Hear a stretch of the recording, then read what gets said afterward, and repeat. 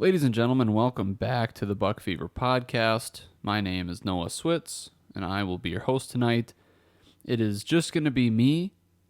By the way, probably like 86% of people just shut this down as soon as I said that. So, to those of you who are either my mom or someone who can stand to listen to me ramble here for the next 30 minutes or so, thank you. I appreciate it. But no, it was kind of a short week for the Buck Fever crew here. We had a really tight turnaround to try and get a podcast out this week because we were just on our Minnesota hunting trip.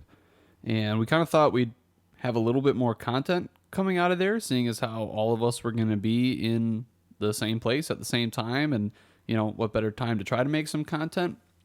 But things just never really came together for us on that front, and on the podcasting front in particular.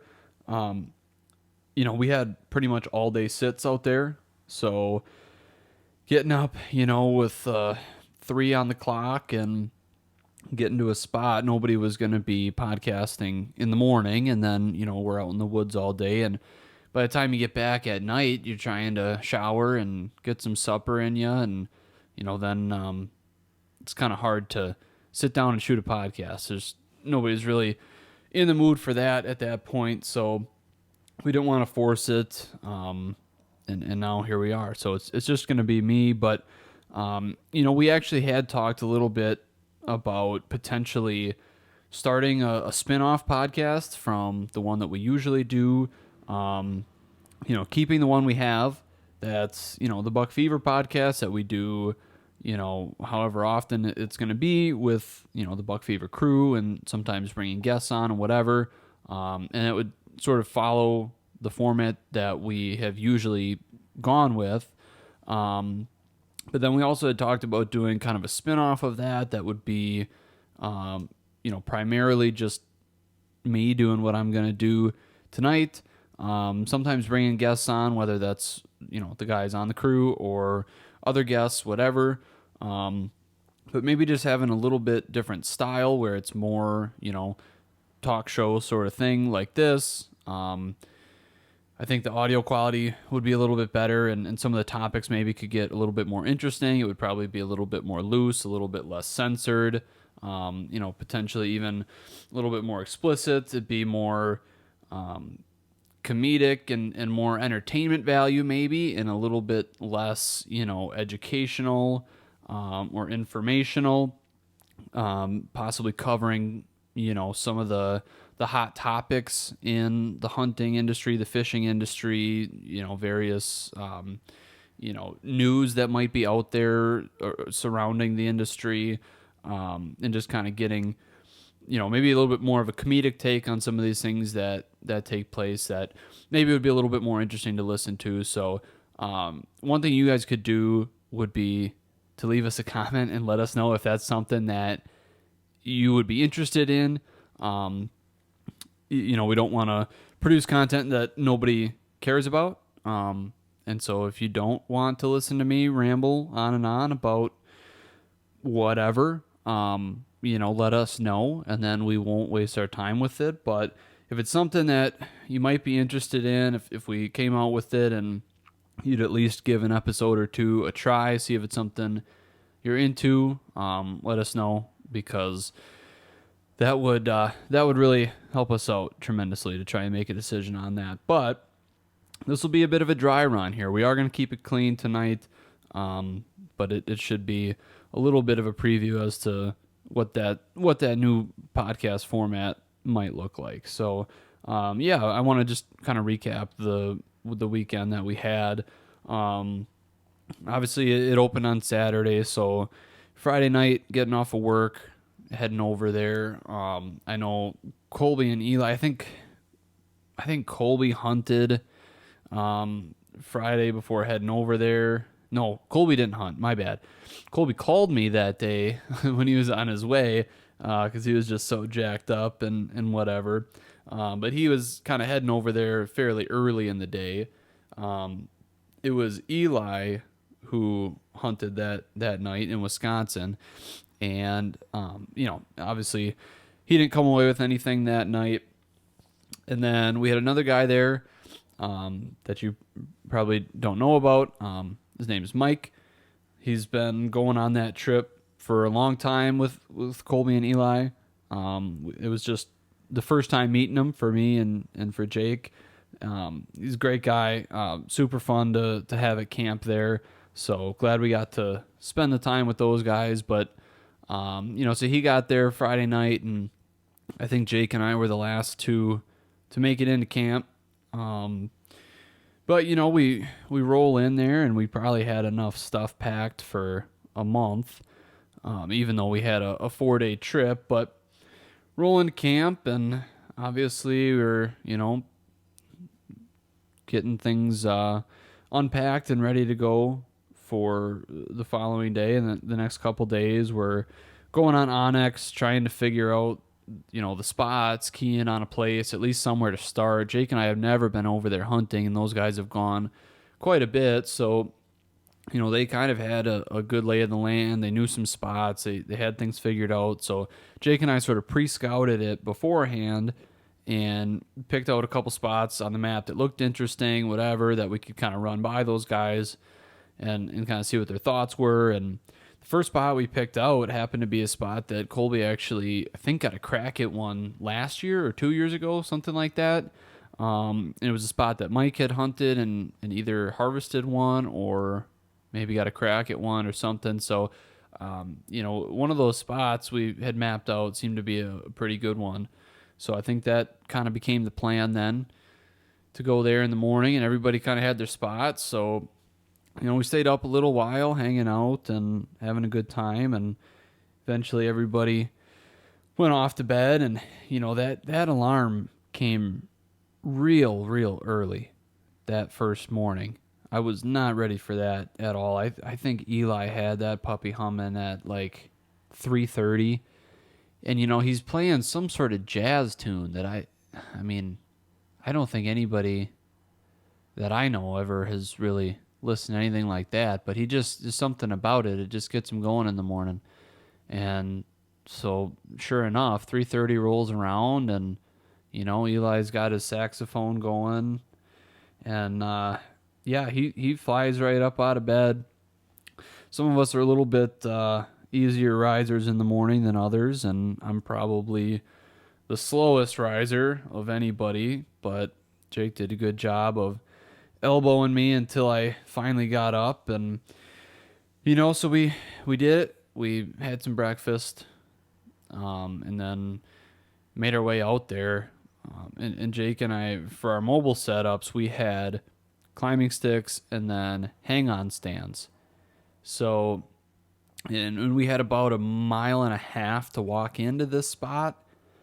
So we knew we had to get out there pretty early. It was going to be a heavy pack in, a long pack in, a dark pack in, and, it was going to take some time. So we had to get there pretty early. So we roll up at a time that I think is plenty early. I feel like we probably were there by 5, and I don't think it was light till 6:15 or something. And when we roll in, man, we might have been there before 5 even. I'm not sure. But we roll in there, and there's like 13 other cars in that parking spot. So that was a little bit discouraging. And there's actually another parking spot on the south end of that piece. So there was probably quite a few other trucks at that spot.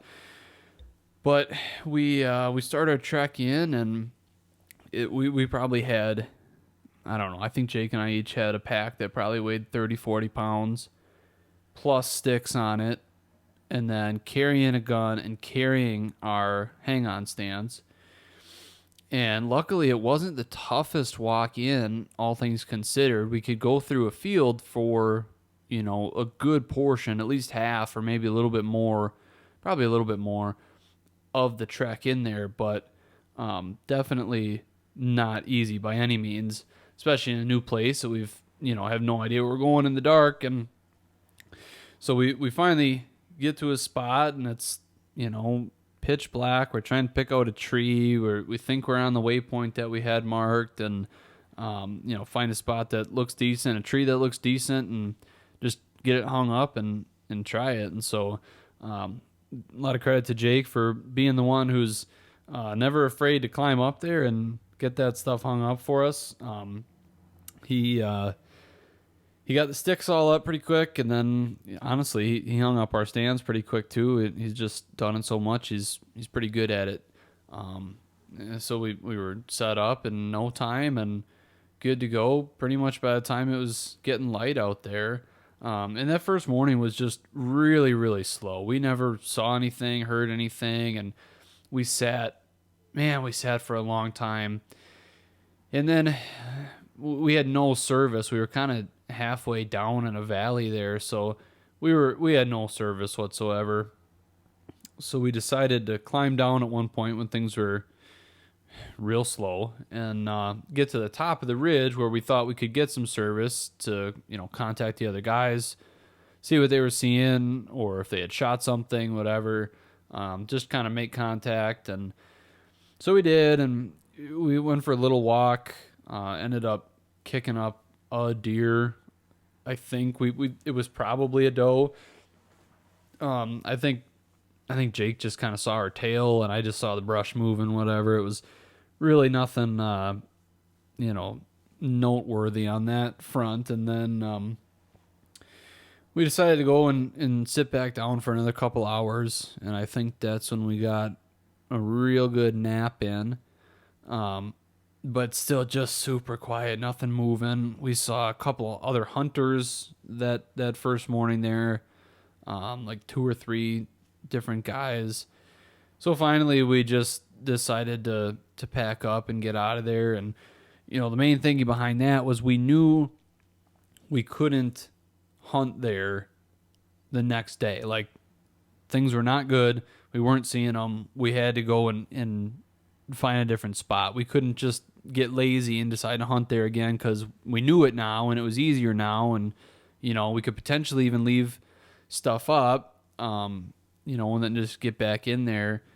But we decided we knew we couldn't do that with not seeing a single deer. So we took the last couple hours of the day to just get out of there, get back to the truck, and then try to scout some of these other places that we had picked out, try and see some deer maybe along the road, and just get into an area that looked like it had some better activity.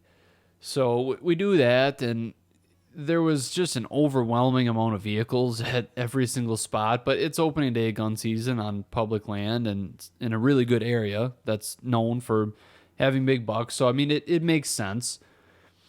But I think it was a little bit more pressured this year than what the other guys remembered from years past.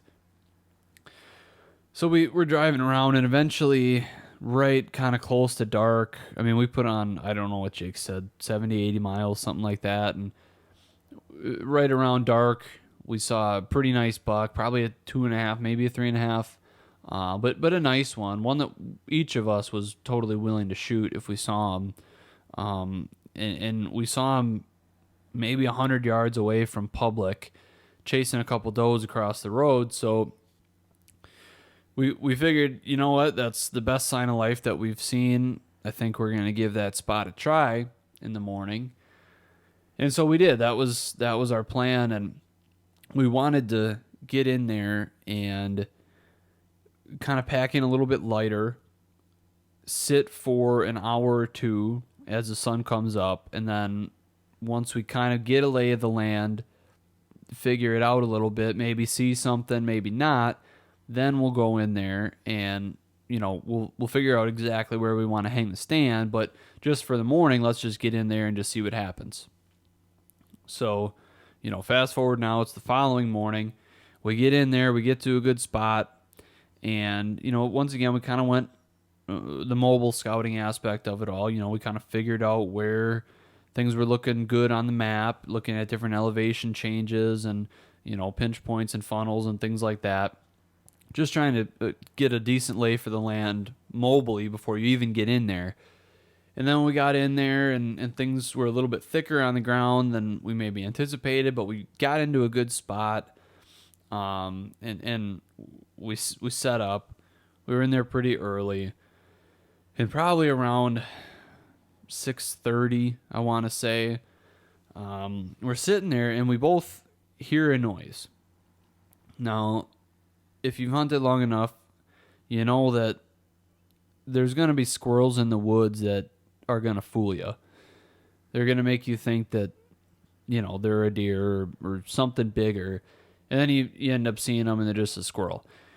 And so when we hear a noise like that, the leaves rustling, whatever, the first thought is, don't go crazy. Probably just a squirrel, but keep listening. And then the difference I find is squirrels are very much more like move, move, move, and then they stop. And then move, move, move, and then they stop. Whereas many, many times that I've heard deer walking through the woods, it's much more like A to B. They have a point in what they're doing. They're not like taking 2 steps and then stopping. They just continuously are walking. So, we keep listening and kind of realize, yep, this is something that's continuously walking. But it's also heavily pressured public land. Jake and I happened to be the first truck in there, but we were thinking, there's a good chance that there's going to be other people here today coming in behind us. So I remember leaning over and asking Jake, is that a deer or a hunter? And he didn't really know it. I don't think he really responded. Neither of us was sure. And we kind of thought we were down the ridge a little bit, similar to the first day, down from a field edge. And we kind of thought that it was either a hunter or a deer walking straight at us, pretty much on the path that we took straight down to get down there. Like coming right from behind us, walking right at us. And I don't know why we were hearing that, because eventually Jake turns around and I reach for my gun and also turn around. And when we both get turned around, we see a deer 10 yards behind us that immediately bolts off. And it's like a really good buck. One that was bigger than the one we saw the night before. Jake was thinking probably in the mid 130s, just a nice buck, like one we definitely would have been super happy to harvest. 10 yards behind us, and he just snuck up on us, and he didn't take that path that we heard. He was coming like parallel with us, and was coming from the left side I was sitting on, left to right, but behind us, and we were kind of shocked. We couldn't believe it. So he runs off and kind of runs down the next ridge just a little bit, down into that next valley. Not too far, but enough that we can't see him anymore. But then he starts blowing, and then Jake tries to grunt at him. He would blow, and I don't know that he really knew what we were. I think he kind of got scared.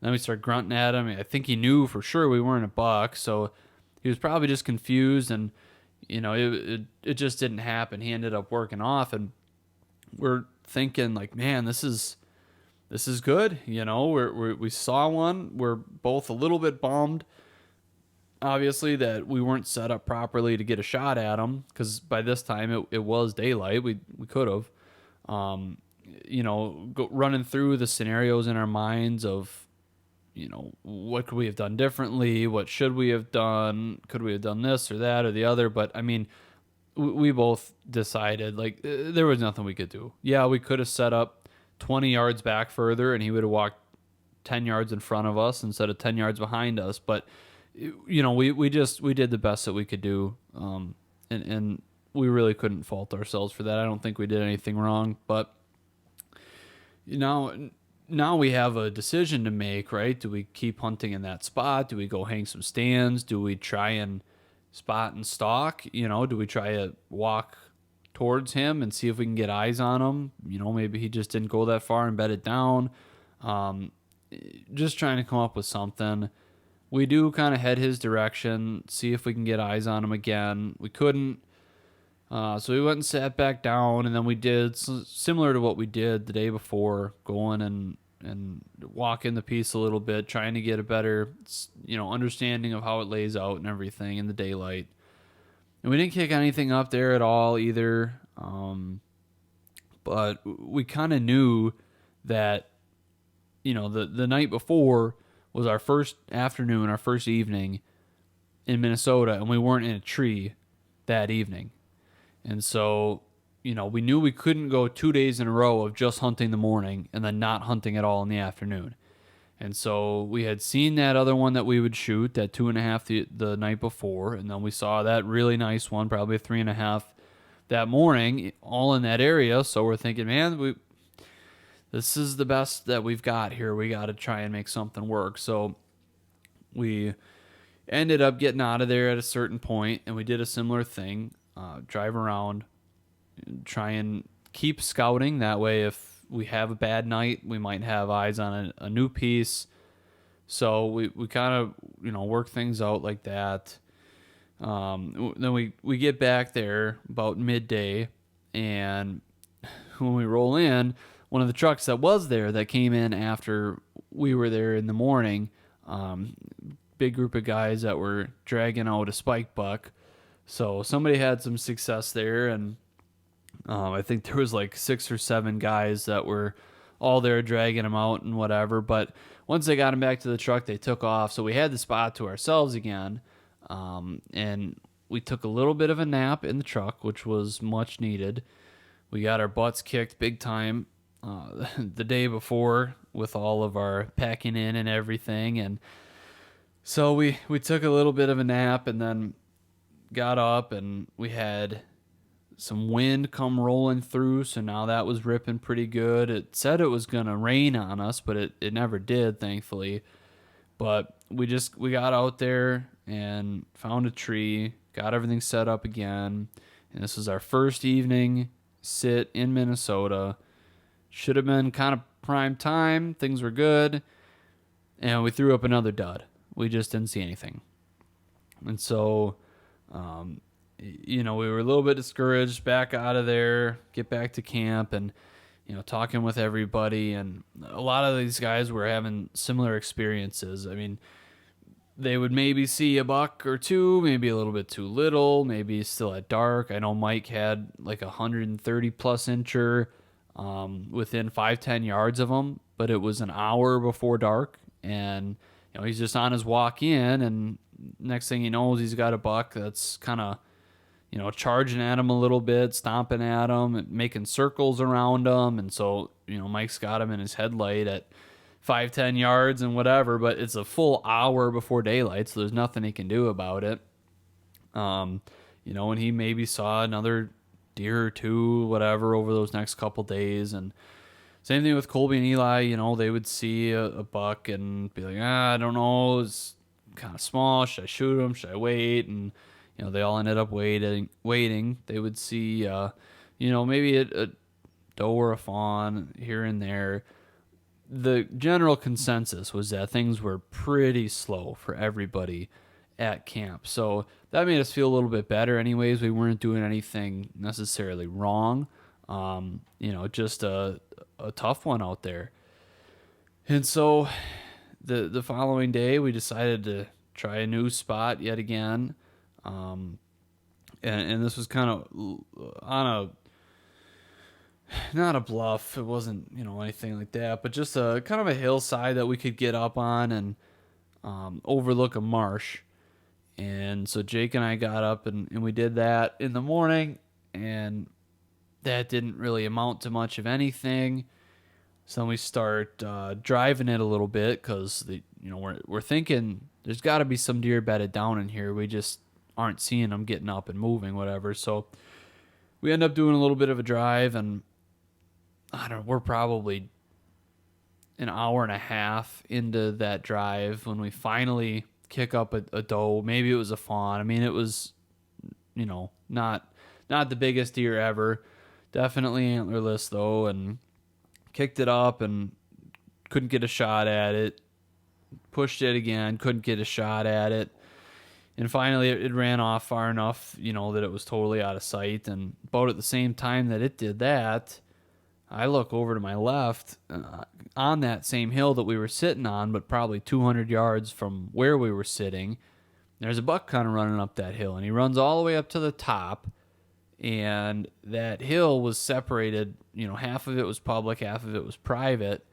And so the back half was all private land, and he was right up on top. And he's probably at, I don't know, 175 yards maybe. And Jake and I both had him in our crosshairs, but ultimately we just decided, it was a far shot.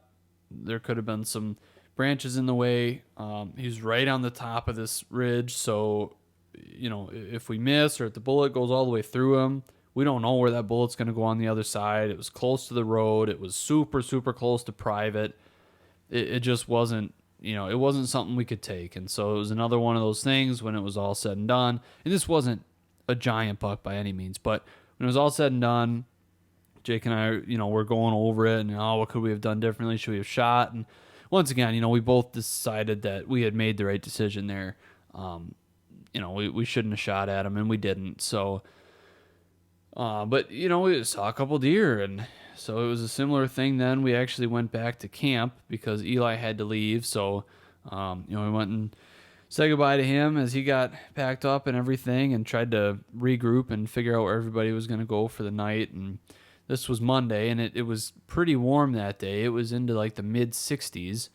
So that wasn't looking too good for hunting weather, obviously. So, but we ended up going back to that same piece and sitting on the bluff or on the ridge, that hill, I should say. And Jake and I sat there a little ways, kind of in between where that buck went and where we sat in the morning, and didn't see anything. But it was pretty warm. He and I just kind of were hanging out, talking. Just kind of catching up because we haven't been getting to see each other as much these days. So it was more of just a catch up with a buddy and hang out. And I think we both needed that. So neither one of us was too disappointed in not seeing anything that night. But then it came Tuesday, and Tuesday was the last day I had. I had to go back to work Wednesday. Tuesday was it. And we were kind of on the fence about, how is this going to look? When were we trying to get back home? Where were we going to hunt? I figured we could get a morning sit in and then leave midday. It just so happens the property that I normally hunt on was only like 40 minutes from where we were staying in Minnesota. So we just decided that morning, like, let's just get up and go back there. That was going to be on the way home anyways. And I was kind of itching to get another hunt there before our Wisconsin gun season happens. And so we made it there and hunted that morning. And we ended up seeing 3 bucks. 1 year and a half, smaller guy. And then like a decent size 2.5-year-old 7-pointer. And then we saw a really nice buck. Probably a 3.5-year-old 8-point, dark rack, real heavy. Just a really good looking buck. And I ended up being at full draw on that smallest one. He was the first one we saw. And it just never came to fruition there. And then the second one that we saw was way too far away. He was at 200 plus yards the whole time. Tried grunting at him. He couldn't hear us. And then we had the last one we saw was that really big one. And he came from the field 200 yards from us and was walking like directly at the tree we were sitting in. And finally, he gets pretty close, and we're kind of trying to decide which side of the tree I should be on, where he's going to get to. We didn't have to shuffle around. He came to the side I was on. Jake's filming him. It's all good. And he gets close enough. I draw back, and he's stopping. He's not sure about where he wants to go, what he wants to do. I'm drawn back for quite a while. Finally, he gets to a spot at like 42 yards. And at the time, I thought it was 35. And, I'm still at full draw on him. I have maybe a 6-inch window through the brush that I could shoot him in. And I'm thinking he's at 35. He's heavily quartered towards us. It turned out he was at 42. And so it was just like all signs were pointing towards don't shoot, which was really, really hard to do being at full draw on a nice, mature buck, especially after the weekend that we had. But I didn't shoot. He worked his way off. I let down, and that was that. it didn't happen for us there, but it was a fun hunt and a good hunt, and it was a good way to end the weekend after a big struggle at camp over there. And actually that morning, Wednesday morning, Colby ended up shooting a buck. So he did end up getting one. Camp was not completely deerless, but it just so happened to be after Eli left and after Jake and I left. I think Mike was still there to help him drag it out and celebrate with him a little bit and whatever. But yeah, it was obviously a positive note there on the last day of camp, but definitely would have liked to have a little bit more action going on throughout there. We did have another shot fired, but nothing came of that either. So it was slow, man. It was slow, but we ended up at least getting a buck and seeing some and seeing some on our property in Wisconsin, which is, to me was like the highlight. I mean, that was a better sign than any of it, for sure. But yeah, that was about it for the trip. So I don't want to get too long-winded here on you guys. I just thought we kind of owed you a little bit of an overview there because we had hyped it up a little bit and we're big talk, thinking we were going to get a couple of podcasts out of it and some good videos, and ended up not really getting as much as we thought, but thought I could do a recap podcast here for you guys, and we will have a video coming out on Monday. I've yet to see the footage that Colby got from his buck, but I know we got some, enough we can make a sweet video out of it and do it some justice. So that will be coming out. Stay tuned. Be on the lookout for that. And once again, let us know if this is a form of content that you guys might enjoy. Just kind of more of a one guy talking and, being a little bit more comedic and not censored really. And, just trying to provide a little bit more entertainment value. If that's something you guys might be interested in, definitely leave us a comment. Let us know. But as always, thank you guys so much for watching. Thank you for listening, and we'll see you guys next time.